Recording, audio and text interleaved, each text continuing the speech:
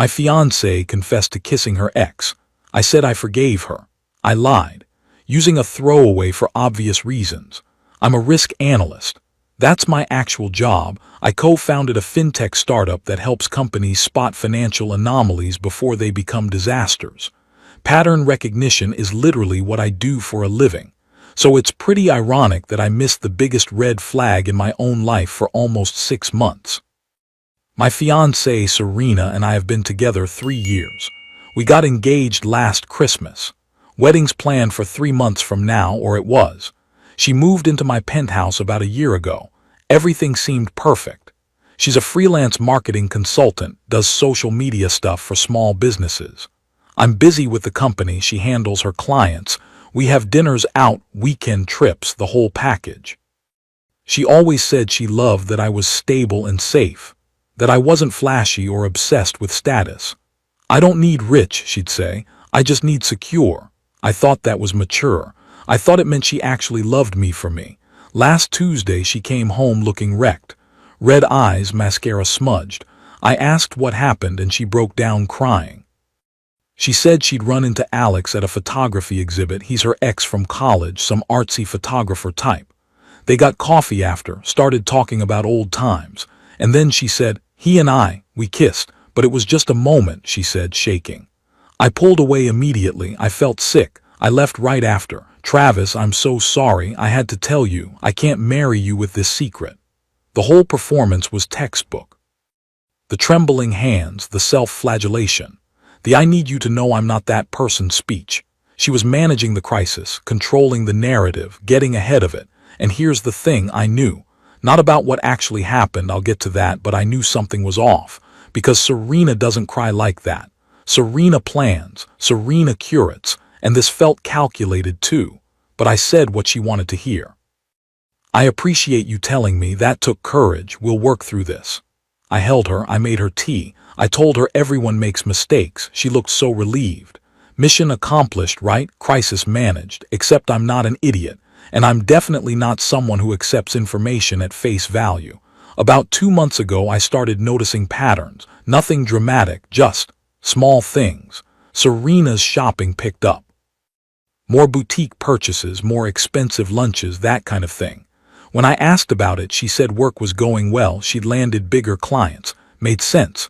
But her phone habits changed too, more secretive. She'd tilt the screen away when I walked by. She started taking calls in the bedroom. When I asked who it was, she'd say just work or just my mom. Once her phone buzzed on the counter while she was in the shower. I glanced at it. Contact name, Melissa, marketing. Message preview, thank you for last night. I asked her about it later. She said it was a networking event.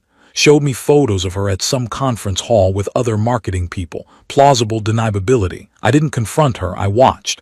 Because Serena's baseline is polished and put together. When she gets sloppy, something's wrong. After the confession, I waited 3 days, gave her time to feel safe. Then I did what I do best. I looked at the data. We have separate finances, but I handle some of her credit card payments through my accounts for reward points, so I have access to statements. I started pulling records, and that's when I saw them. Small charges, coffee shops in neighborhoods she had no client meetings in, hotel bars, restaurants I'd never been to with her, and cash transfers from an account I didn't recognize. Not huge amounts. $500 here, $800 there, always marked as reimbursement. I called in a favor, a friend who runs forensic accounting for fraud investigations. He ran the traces quietly. It took him a week. What he found made the Alex confession look like freaking child's play. The account was held through an LLC. The LLC was a shell, and the shell was funded by a company owned by Harold Barrett, 52 years old, crypto investor, old money family. And Harold's been depositing money into that account for almost 8 months. I asked him to dig deeper. He found hotel reservations, matching dates when Serena said she had client dinners, 5-star properties, penthouse suites, and then he found photos. Social media's a funny thing.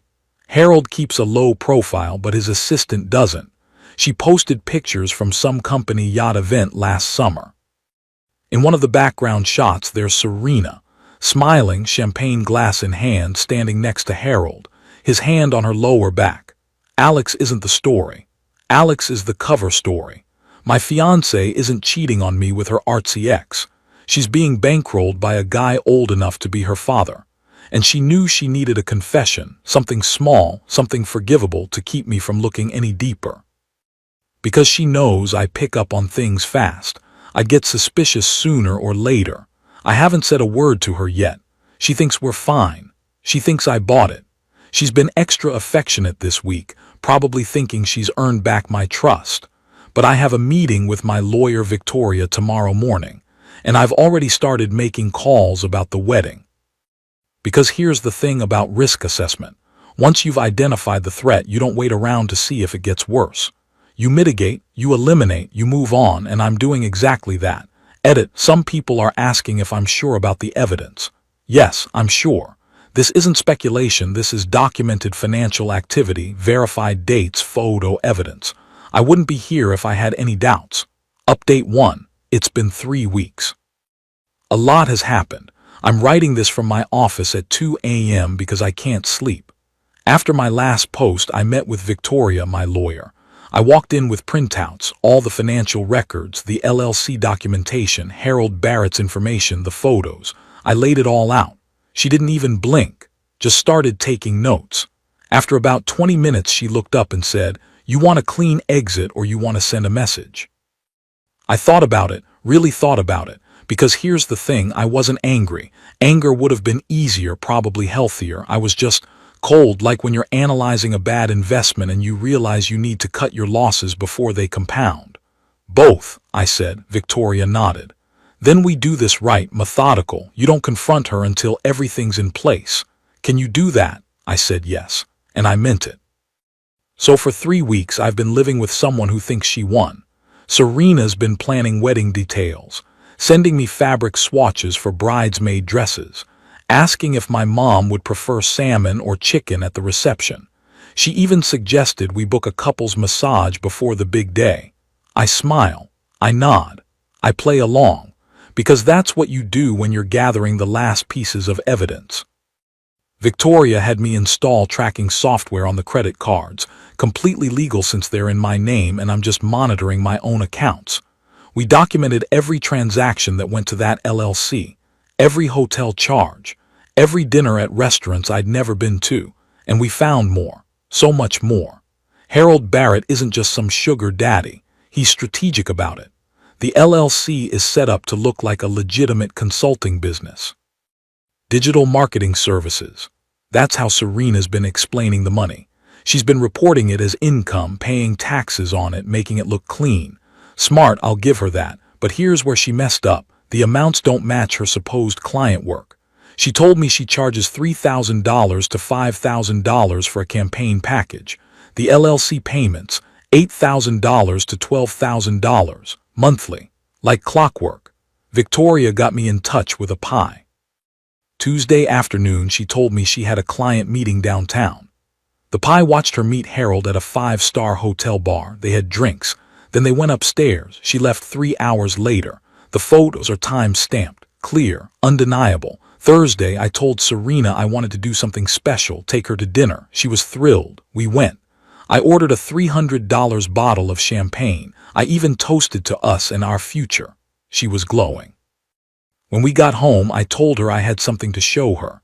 Then I went to my safe and pulled out the Santorini tickets, business class, 5-star resort, private villa, our honeymoon. I'd booked it months ago. I looked at the tickets for a long moment. Then I started tearing them, slowly, methodically, one piece at a time. Serena just stared.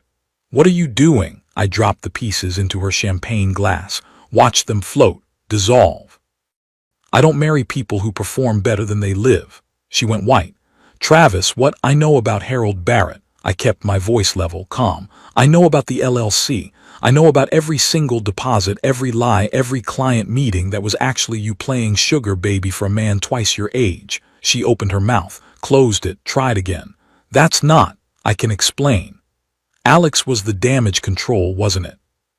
You knew I was getting suspicious, so you needed something to confess, something small, something forgivable, keep me from digging deeper. That was smart. Almost worked. Travis, please just listen." "No, I'm done listening. For 8 months, you've been collecting payments from a man 3 decades older than you while planning a wedding with me. You've been using me as your respectable front while Harold bankrolled your lifestyle. It wasn't like that. Then what was it like? Explain to me how this isn't exactly what it looks like. She tried. God, she tried. Went through the whole spiel about how Harold was just a mentor and how the money was investment in her business and how she never meant for it to go this far. Every word sounded rehearsed, like she'd prepared this explanation months ago just in case. I let her finish. Then I said, I've already called the venue, canceling this week, the caterer, the photographer. I'm keeping the deposits. You can consider that your exit fee.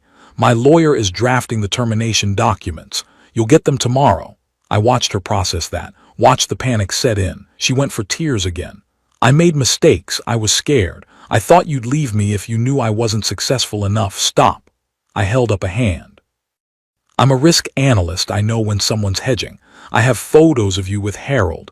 You look like you're really enjoying yourself in them. You're not sorry. You're sorry you got caught. She tried a different approach. Anger. You had me followed. You violated my privacy. Your privacy. You've been lying to me for 8 months. You let me plan a wedding while you were sleeping with someone else for money. You don't get to talk about violations. The fight went out of her. She sat down, stared at her glass with the torn tickets floating in it. I need you to understand something, I said. I'm not doing this because I'm heartbroken. I'm doing this because you made me a safety net, a backup option. And I don't accept being anyone's plan B. She left the room. I heard her making phone calls, crying to friends probably, spinning her version. I didn't care. I sat in my study and poured another glass, alone. And for the first time in 3 weeks I felt like I could breathe. Victoria says the legal letter goes out tomorrow morning, to Serena and Harold both, just laying out what we know, making it clear that I'm aware, that I'm not the idiot they thought I was. And here's the thing about Harold, he's not going to want this public. Old money families don't do scandal. He'll cut Serena off so fast her head will spin. I'm not trying to destroy her life. I'm just letting her live with what she actually has when you take away the free ride. Monday, Serena needs to be out. Per the cohabitation agreement we signed when she moved in, I had one drafted. Termination of engagement means 30-day notice. But Victoria found a clause.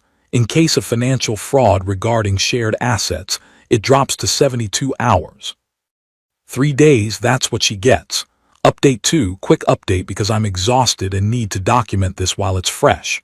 The lawyer letters went out Monday morning, 9 a.m. exactly. One to Serena, one to Harold Barrett's business address. Victoria kept them clinical. No threats, just, we are aware of the financial arrangement. This is formal notice that all agreements are terminated. Any further contact will be documented. To Harold, Mr. Barrett, your business relationship with Ms. Collins has created liability for our client.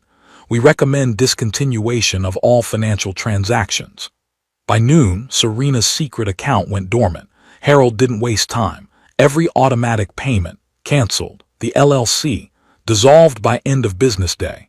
Just like Victoria predicted, he cut the cord the second it became messy. Serena realized it by evening. She came out of the bedroom, face red. He's not responding. Travis, what did you do? I clarified the situation. You had no right. I had every right. She tried calling him again. Voicemail again, voicemail. She left 3 messages, each one progressively more desperate. Harold, call me back. Then, Harold, this is serious. We need to talk. Finally, you can't just ignore me. We had an arrangement. He'll call back, she whispered, like she was trying to convince herself more than me. He's just busy. He's not calling back. I shrugged. You're a liability now, and Harold Barrett doesn't do liabilities. She tried texting, typing frantically, delete, retype, send, wait, nothing. She called his office. His assistant said he was unavailable. By evening, reality was setting in. She looked at me with actual panic. Travis, I need that money. I have commitments. My car payment, your car payment. The Tesla in the garage is leased under Harold's company LLC. I pulled the registration. You don't even own it. Her face went white. He said it was a gift. It's an asset he can repossess. Same as everything else he gave you. That's how these things work. You were never building anything. You were just borrowing someone else's life. That's when she tried to flip it, went on Instagram, typed up this long post about going through something personal and learning who's really there for you. The vague post that makes her look like the victim. She posted a mirror selfie with a caption about choosing yourself. She posted it Tuesday morning. Got her usual flood of supportive comments. You deserve better. His loss. Her followers ate it up. I gave it 6 hours. Let her feel safe. Then I responded, not with words, just pictures, 2 photos. One from the yacht event, Serena and Harold, his hand on her back. The second from the Pi surveillance, them entering the hotel together. No caption, Harold's face blurred out. I just tagged her. Let the pictures do the work. The effect was immediate. The first few comments were confused. Who's that? Then someone else. But wasn't she engaged though? Another was engaged. Check his profile. I'd updated my relationship status that morning. Single. By Tuesday night, her Instagram was a war zone. People dug through her old posts, found pictures of me and her, realized the timeline. Wait, weren't you engaged? How old is he? She was dating both of them. She deleted her original post. Then she deleted my tag, but people had already screenshot everything.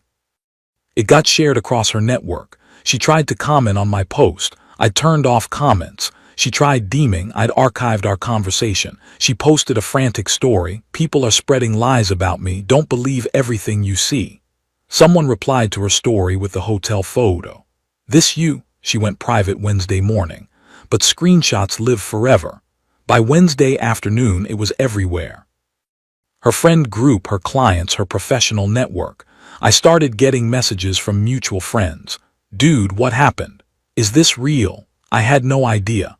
I didn't respond to any of them. The photo said everything. One of her former clients, a boutique owner she'd worked with, posted a vague story. When you find out your marketing consultant was marketing more than just your business. Petty but effective. Serena lost 3 more contracts that day. She came out Wednesday afternoon looking like she hadn't slept. Makeup smudged, hair unwashed. You destroyed me. I posted 2 photos. You're the one who's been lying for 8 months. My clients are canceling. I had a $15,000 contract, they pulled it. Said they don't want to associate with scandal. Then the marketing consultant should have thought about brand management. She tried one more angle. Alex called, he saw the posts, he thinks I lied about everything. You did lie about everything. He said I used him, made him look like an idiot, he cursed me out, said everyone warned him about me back in college. You used a real person to deflect from a fake relationship. What did you think would happen? She had no answer. The 72-hour eviction notice was up Thursday. I'd already had movers scheduled. Professional service. They packed her stuff while I was at the office. When I came home, it was done. Her clothes, her toiletries, the framed photos, all boxed and staged by the door. She was sitting on the couch staring at the boxes. Where am I supposed to go? You have friends, family, you'll figure it out. I don't have anyone. Her voice cracked. I needed that money, you needed stability. You needed someone to take care of you. So you got 2. A rich older guy for the cash and me for the respectability. Congratulations, you played the game, you just lost. She sat there for a long time, then she stood up, looked around the penthouse one more time. You're going to regret this. No, I said, I'm really not. She left, didn't say goodbye, just pulled 2 suitcases and left the rest for the building manager. I watched her get into an Uber from my window. Watched it drive away, and I felt nothing. No relief, no anger, just quiet. I poured a drink, sat on my couch, looked around at the space that was finally mine again. Then I opened my laptop and went to the Santorini resort website. I'd canceled the honeymoon booking, but they had a policy 90% credit if you rebook within 6 months. I clicked through the calendar, found the same week, same villa. This time I booked it for 2. Me and my little sister. She's been asking to travel together for years, but I was always too busy. Screw it, we're going to Greece. Final update, it's been 2 months. Figured I owed you all a conclusion. First, I went to Santorini. My sister Emily and I spent 10 days there. We stayed in that villa overlooking the caldera, the one I'd originally booked for my honeymoon. She cried when we got there. Said she couldn't believe I'd actually followed through. We hiked. We ate at places with terrible English menus and incredible food. We watched the sunset from Oya every night, drinking wine that cost less than dinner back home. She met a guy from Australia. I told embarrassing stories about her. She told me I looked lighter, less tense. Like you're actually here, she said, instead of running calculations in your head. She was right. For the first time in years, I wasn't analyzing risk. I was just living. But let me close out the Serena situation because people keep asking. After she left the penthouse, she crashed with a friend for about a week. Then that fell through. Apparently her friend's boyfriend wasn't comfortable with the drama and didn't want her there. She tried reaching out to others in her network. Most ignored her. A few responded with, "I need to distance myself from this." She called me once. I didn't answer. She left a voicemail. 5 minutes of crying, apologizing, saying she made mistakes but didn't deserve this. Said she was staying at a motel, that she'd lost most of her clients, that Harold's lawyers sent her a cease and desist, that she now had no income. I deleted it without finishing. Victoria advised me to block her number. I did. The Tesla got repossessed, as I predicted. Showed up on a tow truck 2 weeks after the eviction. Harold's LLC had reported it stolen when she wouldn't return it. That didn't help her case with anyone. Her Instagram went dark for 3 weeks after my post. When she came back, it was private. Follower count dropped from 12K to maybe 2K. No more influencer aesthetic. Just occasional stories about starting over. I don't check anymore.